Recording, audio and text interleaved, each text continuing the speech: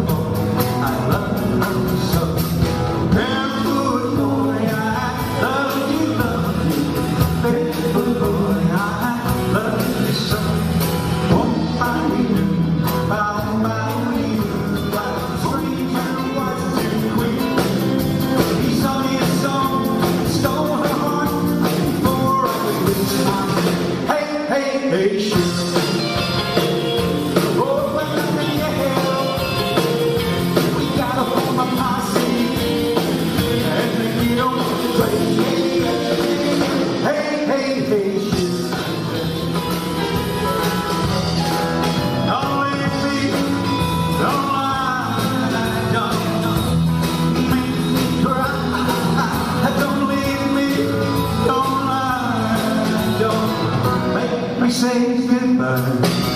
I want to love you each time. Let me say I love you each time. And then come a little bit closer, and you will see I was meant for you, and you were meant for me. Love was stronger, and years go by.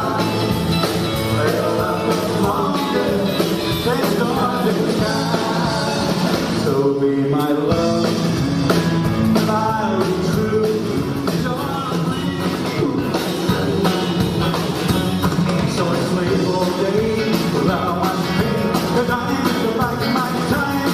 'Cause the company and the WC, they both gonna be your man. Yeah, working for the man, working for the man.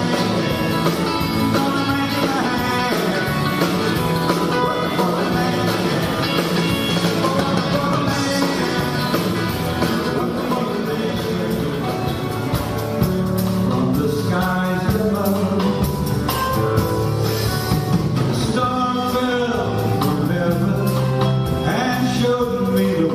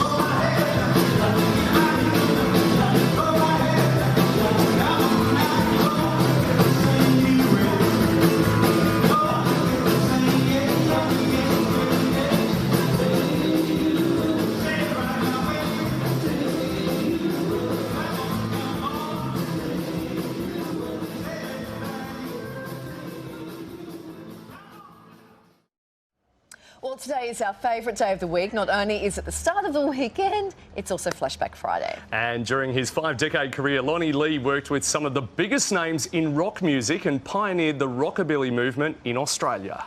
Well, it's the one for the money, two for the show, three to get ready. Now go, go, go. In the 1950s, rock and roll was born. Well, you can do anything but take the help of my blue suede shoes. And what followed was a golden period in music.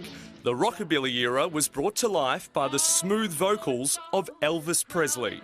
You still can find for broken-hearted lovers. And Johnny Cash's deep, emotional ballads. Because you're mine, I walk the line. Australia's answer to the rockabilly movement came in the form of Lonnie Lee. Ain't it so, ain't it so? Well, I'm in love with you. The performer shot to fame in the 60s after singing Elvis's Heartbreak Hotel on radio. Lonnie went on to produce 8 hit singles, including Ain't It So and I Found a New Love. He's also collaborated with Roy Orbison and penned songs for Cher. I found a new love. With an impressive career spanning more than 5 decades, Lonnie is still rocking his way around Australia. And Lonnie Lee joins us now. Welcome to the show, Lonnie. Thank you, Matt. How was it for you seeing that old vision? Oh, it's so funny.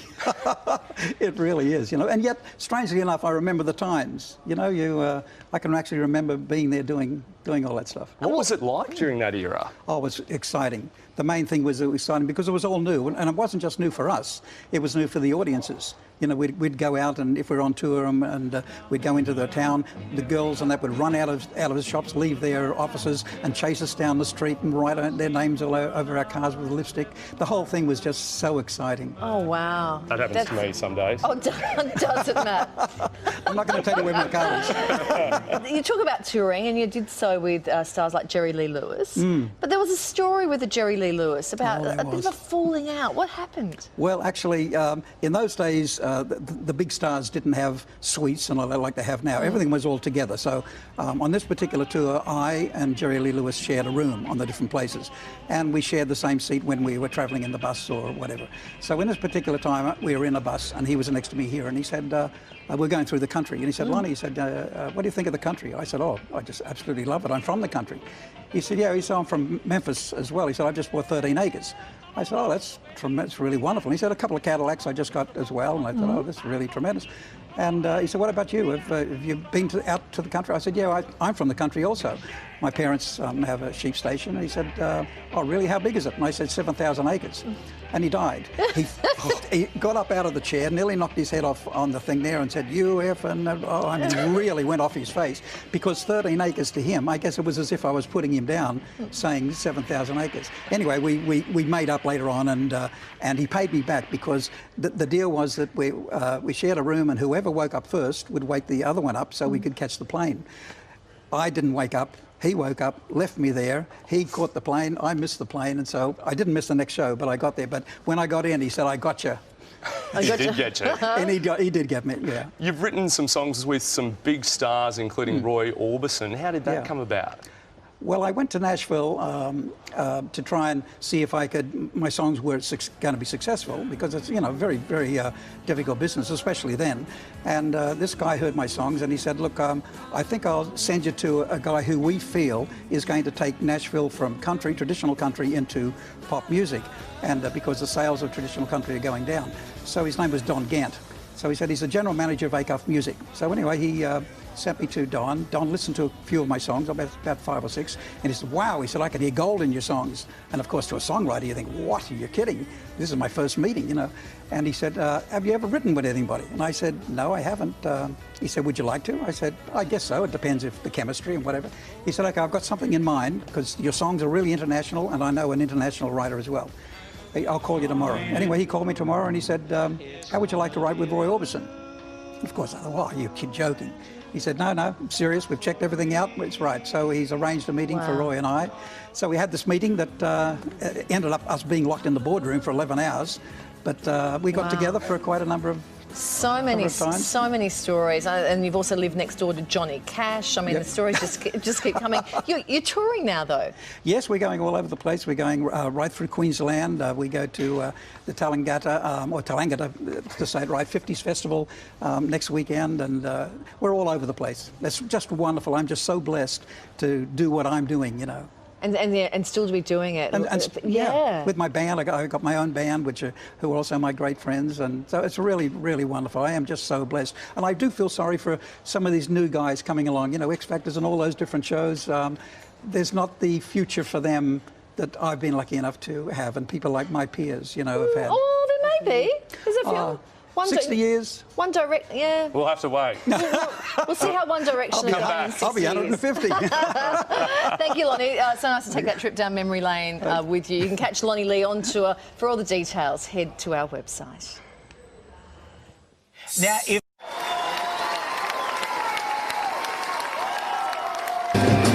everybody keeps on saying, what's the matter with me? What's the matter with me?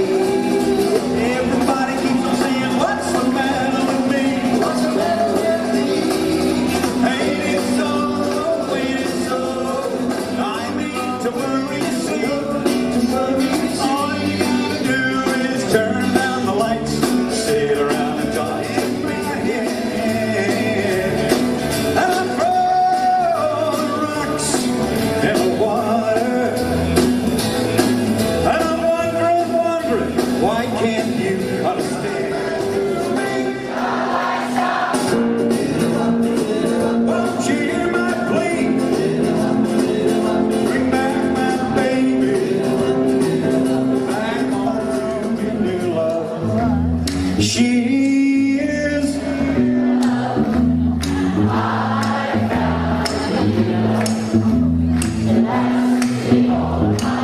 beautiful. I had an old love. She was a color of this, indeed I do. Here we go. Yes, indeed I do. One more time. Yes, indeed I do. Well, it takes me back, way back to a time when I was young, living on the plains of the great Northwest where blue skies touch the ground. My horse and me, we'd ride away just as dawn was about to break. Work hard all day, then at night I'd play my guitar till I fell asleep. That's what they sang. Was a tea-chest broom with string around. The guitar that Billy M would play, that was my rockabilly man. Play the song.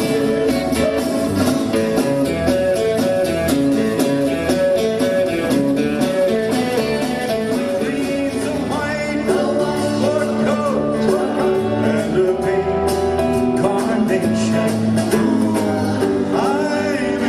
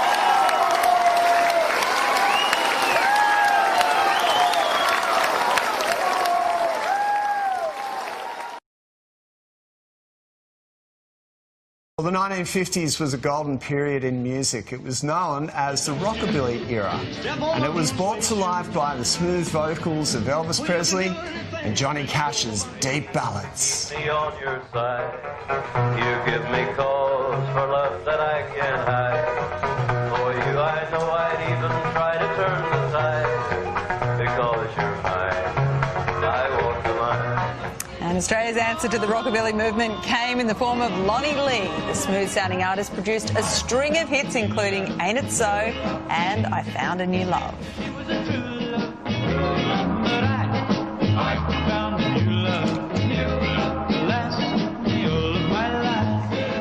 And 60 years later, Lonnie Lee is still rocking his way around Australia. We're very lucky he joins us live at the desk today. Thank you so much for coming on. Thank you. 60 years, it's a pretty time. long time to be doing it. What keeps you going? I guess my love of it, the Yeah. passion of singing. I still love singing, that's what started me in the first place to do it. So I like that. I still love the songs. That era is sort of embedded in me, so I still love all those easy listening songs and whatever. Yeah, just good. I'll never stop. That's good. You can't stop. Everyone's got to keep going. It's awesome, Lonnie, because you've got to, you play great music, mate, so there's lots of fans for you. You broke into the music scene in the 50s. Elvis and Johnny Cash, as we saw, were really hitting their straps in the top charts. What was the rockabilly era like? Well, it was very new. It was very different. For us, we were just doing things that we loved. I guess just prior to the rockabilly era, there was a very smooth 50s era. So everything was the crooners. And then when rockabilly came in, which was just country, sort of hepped up a little bit, it got to us because we were all young. We were just all teenagers ourselves. So that was all very exciting. And not only us as singers, it was new, but it was new to the audiences. And all the girls would go crazy and the guys. And it was just like the Beatles or the Elvis thing. It happened out here, the same thing. We couldn't go anywhere. We couldn't walk down George Street or Martin Place without being chased and girls writing with lipstick all over our cars and everything. We love you and all that stuff. Good times. Very good times by the sound of it. You wrote for also some pretty big stars as well, including Roy Orbison. How did that come about? Well, I was in Nashville. I went to Nashville in 1971, and I eventually lived there for about 9 years. And during that time, I was there as a songwriter. So I went to one of the publishing houses, Acuff Rose, which is one of the biggest publishing houses there. And the guy listened to my songs, and he said, "Oh, wow," he said, "I can hear millions of dollars in your songs and gold." So, Sounds good. This is what a songwriter wants to hear, right? Anyway, I said, "Oh, that's fantastic." But he said, "I think the quickest way for it is maybe if we put you with somebody, a big international act, because you write international music." So I said, "Okay." He said, "Have you written with people before?" And I said, "No, never, just me." So he said, "Would you think about it?" I said, "Yes." He said, "Well, I'll call you tomorrow and let me know." So anyway, he called me tomorrow and he said, "Would you like to write with Roy Orbison?" And I said, "Oh, you're joking." And he said, no, I'm serious. So that afternoon we got together and we spent about 10 hours getting to know each other personally and found our chemistry was really fine. We had a lot in common. And so we spent the next maybe 2.5 years writing and doing lots of stuff together. I was his personal assistant there for some time as well. Fantastic. While you were also in America, you lived next door to Johnny Cash. What was Johnny like? Yeah. Oh, he's a lovely guy. Very nice guy. On both of them, Johnny Cash and Roy Orbison. They're very gentle people and very honest and true and with a lot of integrity, and John, they were both sort of a little bit cheeky at times. John especially, because sometimes if I was out the front of Roy's place and it was right on the corner and it was all dirt, and he'd come in his caddy, and as soon as he'd see me up near the gate there, he'd step on the gas, come around the corner, and all the dust had come up and stones, and so I'd be smothered in dust, and he'd call back, "Gotcha," He really was a hellraiser, wasn't he? He was, yeah. But a lovely guy, yeah. Is there anyone you wish you could have worked with that you didn't? I mean, you've obviously come in contact with some pretty amazing, iconic people over the years. I don't know. I suppose the only person that I don't know about work with, because he would have blown me into the sandpit, and that would be Elvis, I suppose. But no one really got to work with him except in the very early stages when he was a support act. But I never got to meet him. I was very close. I was invited to a party and I couldn't get out of the jobs that I was at. I was in Illinois at the time and I couldn't get down to Memphis, so I missed out. I know we've talked a lot about America, Lonnie, but how does it make you feel when guys like Billy Thorpe and Bobby Lloyd, say that you inspired them in their music, Australian artists? Yeah, well, that's really nice to hear that, because you feel that it wasn't all for nothing. Back in those days, of course, we didn't know that. We were just doing what we did. So it was quite a shock to me many years later when all these guys said, you know, thank you, and you were the first record we ever bought, and the first person we saw on a show, and whatever. It's nice to hear, but I guess in a way it's a responsibility. But when you know it's someone like Thorpe or any of these guys, Normie Rowe or any of these guys, you know that they went to the top, and so if I inspired them just one tiny little bit, it obviously worked. And you're still making music today, Lonnie. Well done. You've got a new record out, so all the best with it. Thank and you really so nice much. to talk to you today, mate. Thank you. It's been my pleasure. Thank you. For more information on where you can catch Lonnie Lee performing, just please head over to the Daily Edition website. Each weary day is through. How I long to be with you, my happiness.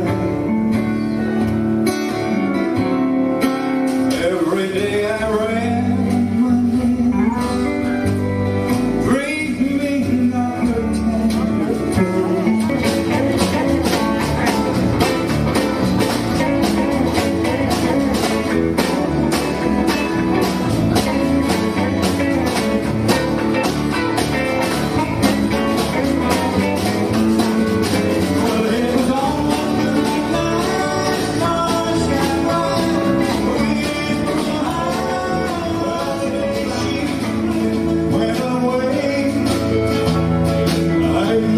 Myself a promise that I'd soon forget whatever met. But something sure is wrong, 'cause I'm so blue and lonesome. I'm so red, sweet like wine. And when she kisses me, I get high.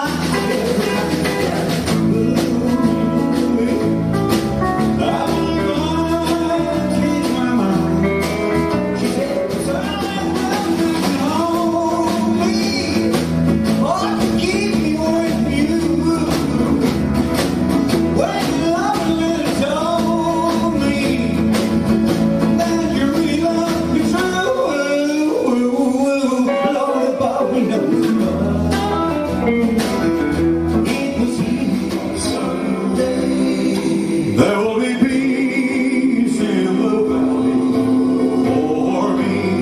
Oh Lord, I pray. Tell me no sadness, no sorrow, no trouble I see. There will be peace in the valley for me. On the later night.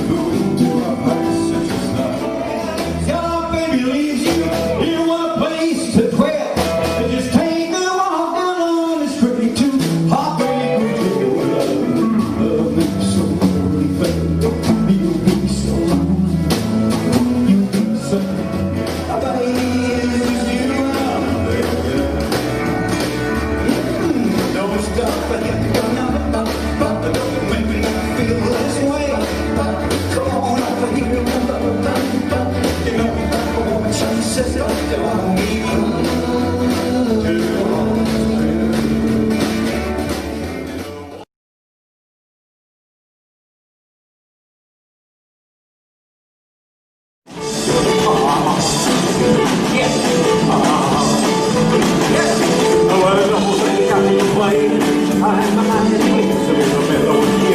One little peg on the back of my neck, and I break out in the cold, cold sweat. I will know what I'm saying to you.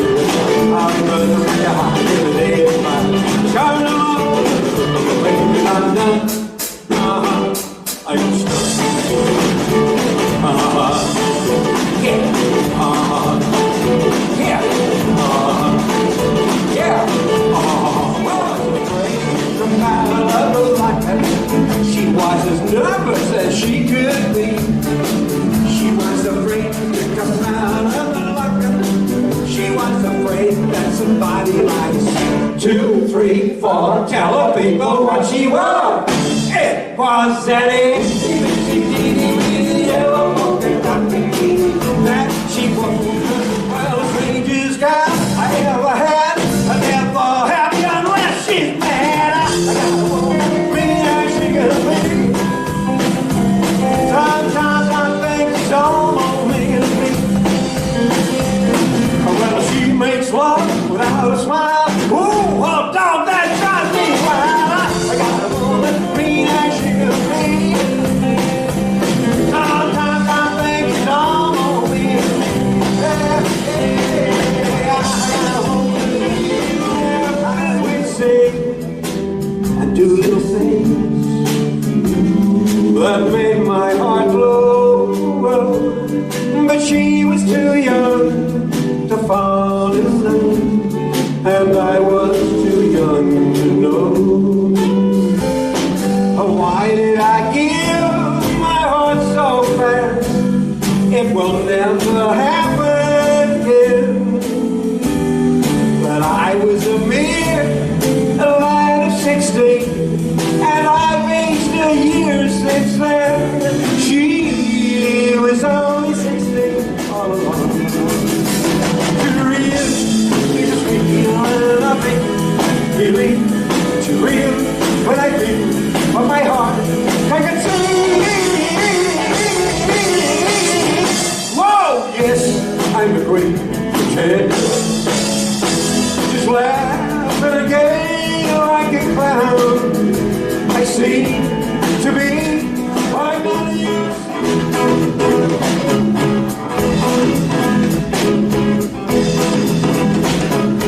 Every man has his flaming scar, a flaming scar over his shoulder. And when the man sees his flaming scar, he knows his time is found. I will spend my whole life through loving you, loving you. Winter, summer, springtime too.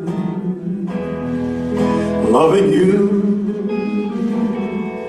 loving you makes no difference. Some say it came from Memphis down in Tennessee, or a trip to it from Georgia about in 1953.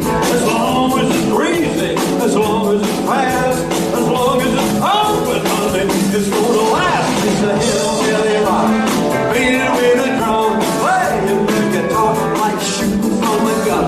Keeping up the rhythm, steady as they climb.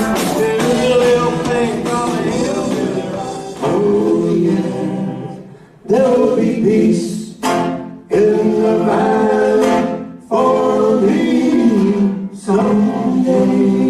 There will be peace in the valley for me. Oh Lord, I pray. Everyone sadness, no sorrow, no trouble I see. There will be peace. I got a fishbone in my pocket, I got a rosewood around my wrist, and I'd do anything like a chocolate would bring if you'd give me